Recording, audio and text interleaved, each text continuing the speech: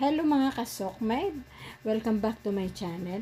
Ayun guys, for this video nagkita na naman ang maglolo.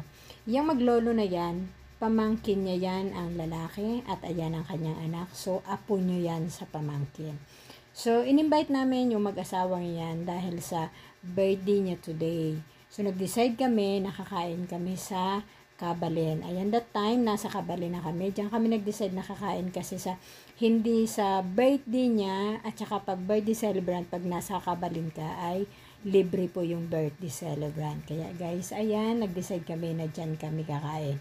At saka sa Kabalin po, ay napakaraming mga choices na pwede kang pagpimilian ng mga kakainin mo, masasarap siya.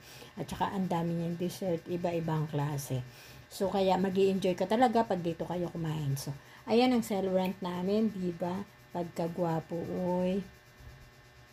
O, diba? Ang dami kong kinuha. Kala mo kaya kong kainin lahat.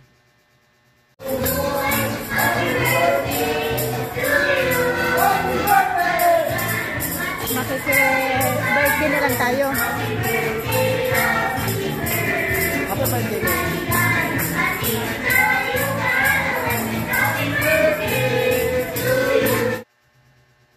Tapos yung may biglang kumanta sa tabing mesa namin ng happy birthday din. So, birthday na lang din kami sa kantahan nila kasi yung katabi namin mesa ay may birthday din po.